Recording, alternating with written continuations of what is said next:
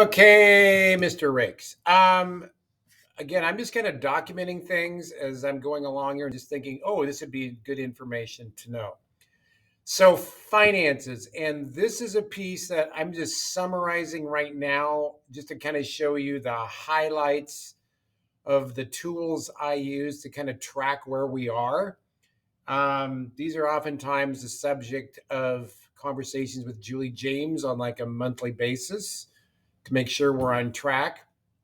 But I'll just show you some of the things that I do. The first side with budgeting and financial management is the revenue side. Okay, the revenue side is very important. So what I do is Lori every month sends me a copy of something called the P223. This is our class counts, and I'm going to give you a totally separate thing in the future on what I do with the P223. This is the class counts that will drive the revenue for the the FTEs that drive the revenue for our CTE programs. And so here is what the P223 looks like. And I hone in on, for example, I'll hone in on what our vocational number is, 149.69, which is way more than what it should be. We've made some adjustments. Anyway, I'll hone in on that number right there, whatever that is. And then I will go in again. I'm going to do this way more in detail in the future, but then I will go into every CTE course down here in vocational list, and I'll make sure that our students are listed here, which is a no-brainer. But then here's the course and here's the instructor. I want to make sure that all the courses are approved courses and all the instructors are V code equivalent. And that's a whole other deal as well. Just making sure that things like credit retrieval courses are not included in here. If they are, I'll kick them back out and say, Lori, you need to adjust those out. We'll rerun it again. But I'll make a note of any exceptions and fire them back to her. Since about the last 2 months, we've had no exceptions. They've all been good. But again, I go through every class and I go through to make sure that the classes are approved and the instructors are good. All right. Then in my model under FTEs, I will keep track of the actuals and the averages for the year. And again, this is a whole nother conversation, all right, and what I'm doing for adjustments here. Here's the thing you see, the adjustments we made for graphic design when I realized the big oops we had in the fall. But the FTEs are critical because they drive your revenue. Now, the reports for the state for the first 4 months, they will show the revenue based on the estimates that you made the previous spring for the next school year. And so, but you still want to keep track of your FTEs to make sure that your averages are pretty much where you think you're going to end up. So like, for example, right now, it looks to me like we're going to end at 128.6, for example, 128.6. All right. And so that's the number I'm going to put in here. Okay, now you're probably wondering, what's this 12982 and where does that even come from? Okay, well, let's see here. FTE average, FTE 9. Okay, there we go with that. That should actually be 6. See, I'm already seeing holes in my model here. Anyway, I'm going to adjust that out. Okay, that's kind of more like it. All right. So I want to make sure that every month this average FTEs 130.73 matches my average that is in OSPI. Okay. And primarily making sure these numbers are updated every month. So where do I do that? Well, I go into school apportionment, OSPI apportionment. And this is a deep subject of the new CTE director training. They cover it a lot. So I'm going to go into district. Good morning, College Place students. Go find The students that are headed College to Place, Europe, apportionment. to Eastern Oregon today, please Okay. dismiss and head to the common comments for check-in. And I'm going to scroll down to where it goes landscape on me sideways. It's called the 1191 CTE. And I'm honing in on that 130.35 for April. If I go back to my FTEs, these are some adjustments I'm going to make based on worksite learning. But if I drag through all of these, September through April, forgetting about May and June, see down here where I've got 130.35. Yeah, okay. That would be my average. And really, I should be showing that here as 130.35. So I really should be showing average of these months to really be accurate. And actually, I should be showing, yeah, okay, that's correct. 130.35. I want to double check my FTEs. And then I'm going to go into all of my revenue categories, like when the heck is all that stuff coming from? I'm going to go into all of my revenue categories, and that's going to be at the very bottom. Now, there's high school first and then middle school. Now, middle school is going to be next year. And I'm getting all of those numbers from right here, 496, 567, blah, blah, blah. All right. They do take 5% away for indirects from our MSOC, our materials, supplies, and operating costs. All right. And you'll see that in my formula here. 206,674 minus our total budget times 5,000. Substitutes, professional development, and then running start is they take 7% overhead for that. So that's money the district takes off the top for just general overhead, administration, things like that. Because we can't all allocate partial salaries and things like Israel and our janitor and the lights and stuff like that. This is what we've come to in a mutual agreement with Julie, particularly in the last 12 months, as far as what we've negotiated. So all of those numbers come from here and from down here. All right. And at the end of the day, our total should be down here, 1140778. And I'm crossing my fingers that that's what I've got. And I do. Okay. So that's my total revenue. Here's my total average FTEs for the year, which should steadily decline over the year. And there's my apportionment per FTE. That's a big revenue driver. So I'm figuring out, okay, how much revenue do I have per student? So that's the total revenue, and then total revenue per FTE. And then I'm taking my year-end projection for FTE, 128.6. After these adjustments for worksite learning. We've been overstating worksite learning. I'm not too hyped up about that. It's no big deal.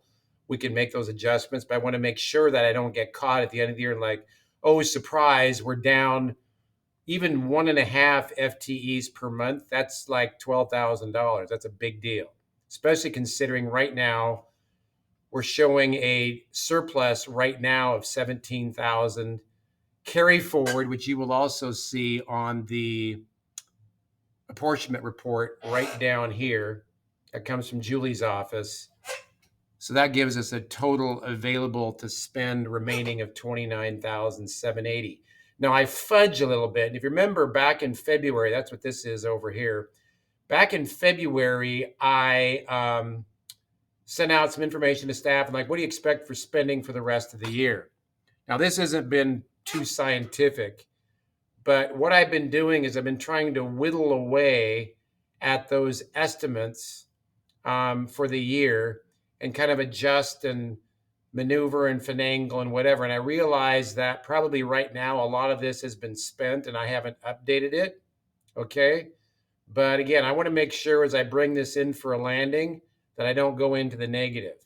I do have an option of putting POs into the future school year, the future fiscal year if I need to. But again, I'm kind of watching that every week, making sure I'm not going over. So first of all, revenues, that's how I double check revenues. And by the way, the previous month's reports, let's say like April, that report comes out, is released on the OSPI apportionment sometime around, well, here the date was the 22nd. I'm going to say somewhere between the 22nd and the 24th, that report gets released for the previous month. So I always want to make sure, like, you need to put a reminder to yourself, like, I need to go back and update those numbers to make sure that my FTEs, average FTEs for the year, match. And as you can see, that's a formula I may need to be adjusting throughout the year, right? So anyway, there you go with that. Let's see here. That's it for that. And then expenditures. Well, I've got projected apportionment, which is going to be my projected FTEs times my current apportioned FTE. And so I just adjust based on what I expect my total to be at the end of the year. All right. To give me 1.1 million plus change.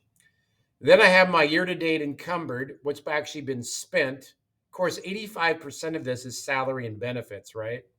And then what I expect to be remaining, like what's kind of claimed, what are those reports the staff has given me. I've been kind of messing around with running start to try to make sure that that doesn't hit us at the end of the year like big surprise. All right. Then I end up with the total projected. So the total remaining is just kind of my little guess as to what's currently kind of claimed or needs to be adjusted to make sure that everything comes in at the end. And by the way, all of our salaries, all of our benefits are encumbered, estimated through payroll for the entire year.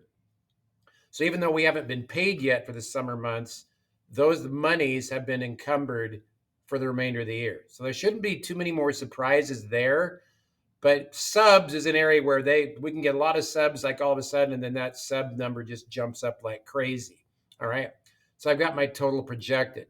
Where do the year-to-date plus encumbered come from? Where does this 1075 come from? It comes from my Skyward Summary, which down here I've written formulas to capture what has been spent and what has been encumbered. All right. Now, at first, this was like, there was so much detail. I was like, oh my gosh, this is crazy.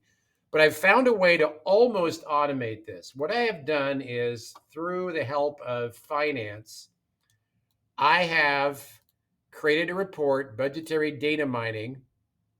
Shoot, I can just do this right now. Expenditures by program summary. And I'm just going to click over here on Excel, and you would have access to a report like this. I want to make sure I'm running it through August of 2022. This is a beautiful thing, by the way. It's just made my life so much easier because I don't have to like pick through the myriad of pages of financial detail. So when I run that, it kicks out a report that looks like this with all of the summary detail by account. And I just take this, copy it, and then I drop it into my Skyward Summary over here and paste. And I just updated my model for what's currently in Skyward for expenditures.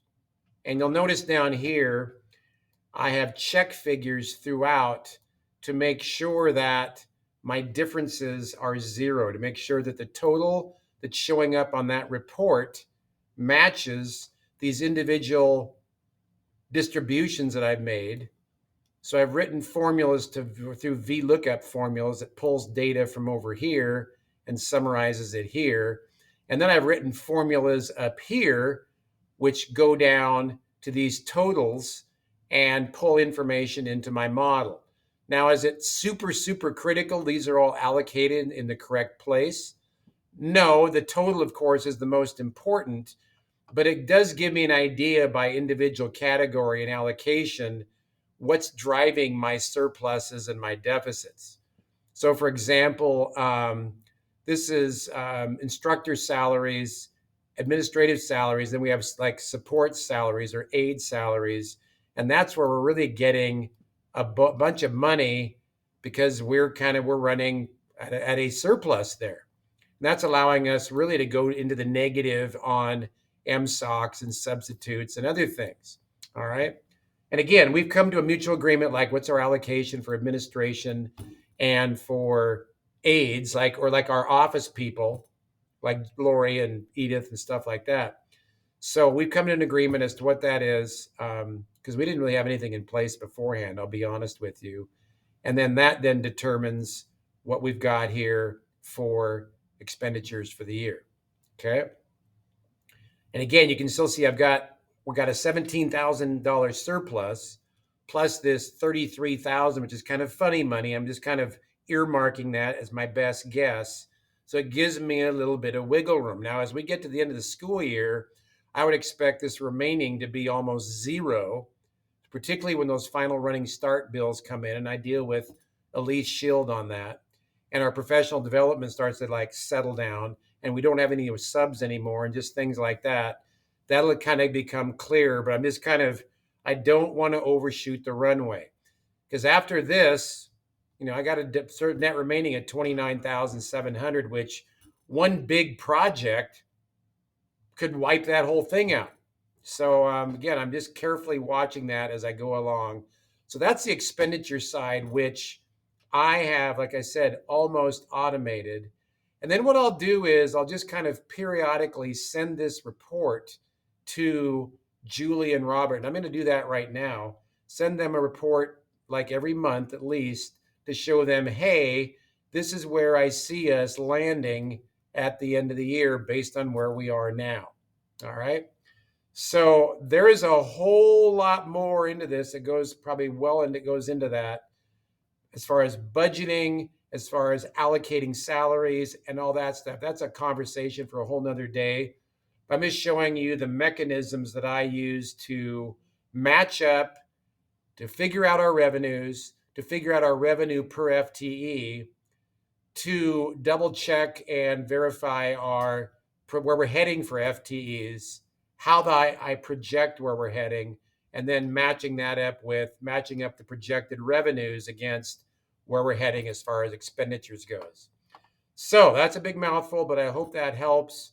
And I feel like I've really simplified this in the last 12 months. All right. Take care, and we'll be talking about this, I'm sure. Have a great day.